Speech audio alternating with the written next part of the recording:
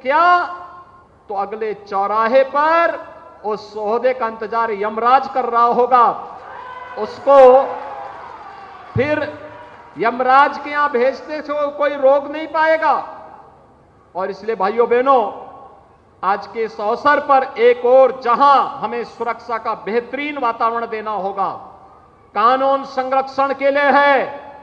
कानून को बंधक बना करके कोई व्यक्ति किसी की सुरक्षा पे सेंध लगाने का प्रयास न करे। उत्तर प्रदेश में अगर कोई लड़की को छेड़ेगा तो अगले चौराहे पर यमराज उसका इंतजार कर रहा होगा। यह उत्तर प्रदेश के मुख्यमंत्री का बयान अभी हमने आपको सुनवाया। सौरभ जी, सवाल यह है, क्या एनकाउंटर एकमात्र इलाज है? योगी आदित्यनाथ की जीरो टॉलरेंस नीति का यह एकमात्र सोल्यूशन है जिसके वजह से ही उत्तर प्रदेश में अपराध कम हुए? नहीं, देखिए, अभी जैसे आदरणीय मुख्यमंत्री जी ने कहा कि कानून अपने तरीके से कार्य कर रहा है। अभी जैसे आरजेडी के प्रवक्ता जी बोल रहे थे, आरएलडी के, कि ऐसा ऐसा होना चाहिए। तो मैं कह रहा हूं, देखिए, जो कानून है ना तो वो एसएन सिंह जी के हिसाब से काम कर रहा है, ना ही उनके हिसाब से काम करेगा। वो संविधान के हिसाब से जो जायज है वो कार्य करेगा। आदरणीय मुख्यमंत्री जी का कहना है, कोई भी अपराध करने वाला व्यक्ति अगर अपराध करके निकलता है तो उसका यमराज इंतजार। यमराज मतलब उसको कठोर सजा मिलेगी, और इतनी कठोर सजा मिलेगी कि उसका सारा जीवन जेल के अंदर सड़ जाएगा। और जब जीवन आपका जेल के अंदर सड़ता है तो आपका जीवन एक तरह से खत्म ही हो जाता है। उनके कहने का तात्पर्य था। लेकिन आप ये देखिए, अभी जो माननीय ये अभी जो बात आरएलडी के नेता कह रहे हैं, इंद्रजीत जी कह रहे हैं कि अपराधी करता है लेकिन उसके घर पर बुलडोजर चला दिया जाता है। तो क्या डर है कि इस मामले में भी, इस केस में भी ये स्ट्रिक्ट एक्शन देखने को मिलेगा और इन अपराधियों के घर पर बुलडोजर चलेगा जिन्होंने छेड़खानी को अंजाम दिया? और जिनके मैं 1 सेकंड 40 सेकंड इसी पर बोल रहा हूं, 40 सेकंड में बता रहा हूं। देखिए, अभी जैसे समाजवादी पार्टी के प्रवक्ता ने स्पष्ट रूप से चैनल पर आपको एक धमकी भरे जल लहजे में कहा कि ये हम बॉयकॉट कर देंगे सब चैनलों का। आप भी उसी तरह से बात कर रहे हैं। यही अहंकार 2017 के पहले जो उत्तर प्रदेश के अंदर पल रहा था, जिसको लेकर के अपराधी पल रहे थे, उसी अपराध को बढ़ावा प्रियंका जी कुछ कह रहे हैं, प्रियंका गुप्ता जी कुछ कह रहे हैं। प्रियंका जी, मैं जवाब फखरुल जी आ रहा हूं, एक सेकंड। हाँ, एक सेकंड, पहले प्रियंका जी को बोलने दीजिए, उसके बाद आ रहा हूं। 10 मिनट में प्रियंका जी बस 10 मिनट में 10 सेकंड में अपने जवाब दे देते हैं। नहीं, मेरी बात सुन ले। हाथरस की जब घटना हुई तो यही मुख्यमंत्री थे, कोई और मुख्यमंत्री नहीं था उत्तर प्रदेश में। और मैं पूछना चाहती हूँ, उसमें क्या नजरिया था? उसमें क्यों नहीं उन्होंने ऐसा कहा? प्रियंका जी, देखिए, आप तो वहां सरकार में उत्तर प्रदेश में बहुत समय से। प्रियंका जी ये सवाल पूछ रहे हैं कि ये बुलडोजर कब चलेगा इनके घर पे? आपसे पूछ के तो नहीं चलेगा। आप क्या उनको समर्थन करती हैं क्या अपराधियों को वहां की बुलडोजर नहीं चलना चाहिए समर्थन कर रही हैं? बड़े बड़े अपराधी जिन्होंने अतीक अहमद का भय था, मुख्तार अंसारी का भय था, जिन्होंने एक वातावरण बना रखा था भय और माहौल का, अगर उनको योगी जी खत्म कर रहे हैं तो आपको क्या दिक्कत है? संविधान के अंदर ही तहत कर रहे हैं ना। हाई कोर्ट है कि नहीं उत्तर प्रदेश में? देश है कि नहीं? सुप्रीम कोर्ट है कि नहीं देश में? ठीक है, मैं ये सवाल लेकर एसएन सिंह जी के पास जा रहा हूँ। एक एक करके एसएन सिंह जी, सवाल ये है, प्रियंका जी एक सेकंड, आप यहाँ बैठ के मुख्यमंत्री के सवाल का जवाब आपको योगी जी दे रहे हैं, उसमें कानूनी कार्रवाई की गई है। आप एसएन सिंह जी, सवाल अब ये है अपराधियों का हाल कि इन अपराधियों के घर पर बुलडोजर कब चलेगा? आपको बढ़ा रखा आपने। देखिए, बड़े अच्छा सवाल है विवेक जी, आपका मैं कह रहा हूँ। हमसे सवाल वो कांग्रेस पूछ रही है जो कसाब को भटका हुआ बताती है, जो कश्मीर में हत्या आपके पास वापस आ रहा हूँ, वेट कीजिएगा थोड़ा सा। हत्या करा के, जो सिखों की हत्या करा के एक विधवा कॉलोनी बनाने का कार्य करती है। मैं जिम्मेदारी से आपके चैनल पर बता रहा हूं कि कोई भी किसी पे भी बुलडोजर गैर संवैधानिक नहीं चला। अगर आप किसी गरीब की मकान पर जबरदस्ती कब्जा किए हैं, अतीक अहमद ने स्वयं कहा कि हमारे घर पे बुलडोजर चलवाने के 2 कारण थे, एक तो समाजवादी पार्टी के अखिलेश यादव जी और एक कांग्रेस। अगर कांग्रेस शुरू में ही अतीक अहमद को दोषी करार देती या उनको माननी बनाने का कार्य नहीं करती, समाजवादी पार्टी के लोग माननी बनाने का कार्य नहीं करते, तो महिलाओं के साथ दुष्कर्म नहीं करते, वो गरीबों की जमीन नहीं कब्जा करते, तो निश्चित तौर पे जो भी बुलडोजर की कार्रवाई हुई है वो गैर कानूनी नहीं, कानूनी कार्रवाई। और जनता के बीच में, विवेक जी, जनता के बीच में हम बुलडोजर लेकर गए थे 2022 के चुनाव में। जनता ने भारतीय जनता पार्टी को आशीर्वाद देते हुए कहा अपराधियों पर बुलडोजर की कार्रवाई होनी चाहिए। जनता जनार्दन होती है। मैं पूछना चाहता हूं समाजवादी पार्टी के मित्र से, 700 दंगे होते हैं उनकी सरकार में, 700, जिसमें कानपुर का दंगा, मेरठ का दंगा, बुलंदशहर का दंगा, मुजफ्फरनगर का दंगा और बरेली के दंगे का मुख्य कारण यही था, एक विशेष धर्म के लोग एक धर्म के लड़कियों को टारगेट करके, चिन्हित करके उनके साथ दुष्कर्म जैसी घटना को अंजाम दी। भारतीय जनता पार्टी की सरकार में कोई वर्ण नहीं, कोई जाति नहीं, कोई धर्म नहीं, और जो भी गलत कार्य करेगा, गोरखपुर में अभी बुलडोजर चला, सीधा सवाल समाजवादी पार्टी से मैं फखरुल जी के पास आ रहा हूं। देवरिया में चला, आजमगढ़ में चला।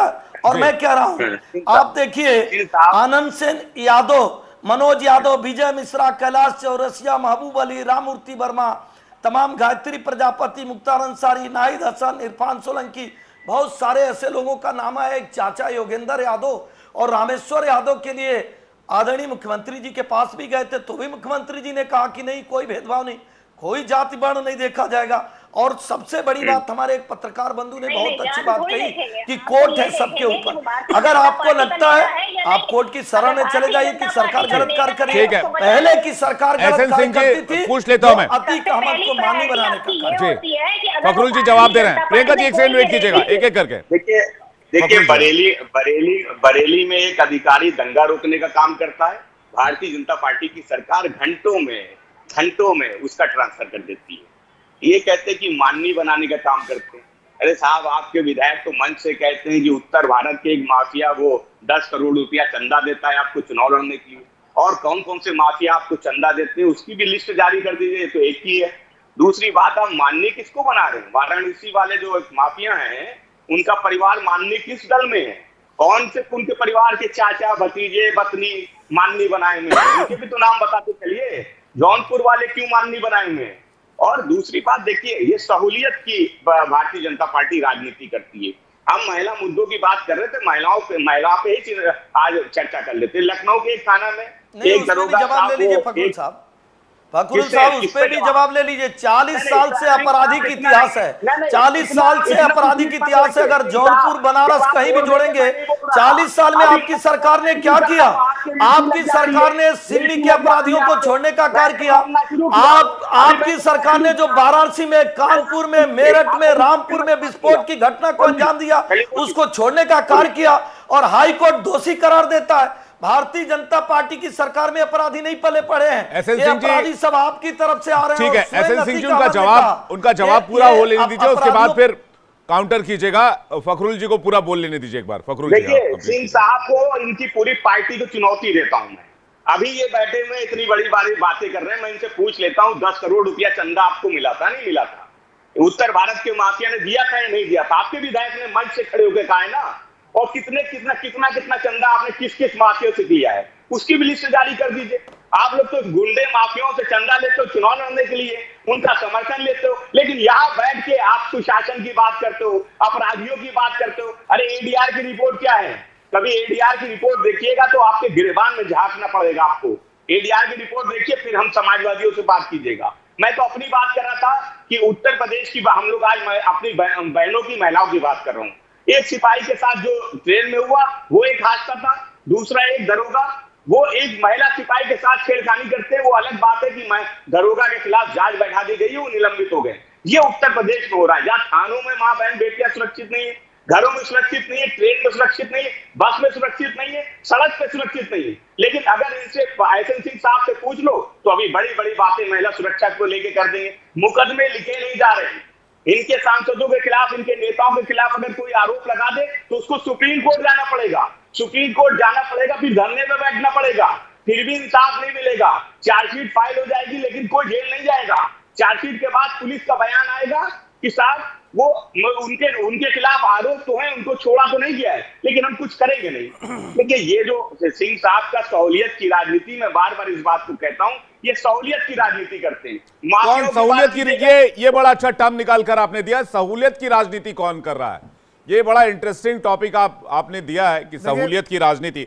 सौरभ जी कुछ कहना चाह रहे हैं। सौरभ जी, फखरुल साहब कितना अच्छा भाषण दे रहे हैं अपराध के ऊपर। फखरुल जी अभी का इनको मैं 1 घंटा और बोल दिया जाए तो 1 घंटा और भाषण दे लेंगे, लेकिन ये जब उसको लागू करना होता है, इन्हीं नीतियों को आपको जब लागू करना था, तो जब आपकी सरकार थी, जिस समय अपराध का बोलबाला था, जिस समय एक विशेष समाज के वर्ग को आपने पाला और पोसा और समाज के अंदर विद्वेष फैलाया, उस समय आपको ये कहा, आपका भाषण कहां चला गया था?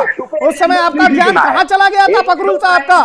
क्या आप एक बताइए, बसपा ने क्या बोला था? चढ़ गुंडों की छाती पर वोट लगाओ हाथी पर, ये भाजपा ने थोड़ी ना बोला था, ये तो मायावती ने बोला था और सरकार में चुन करके आई वो।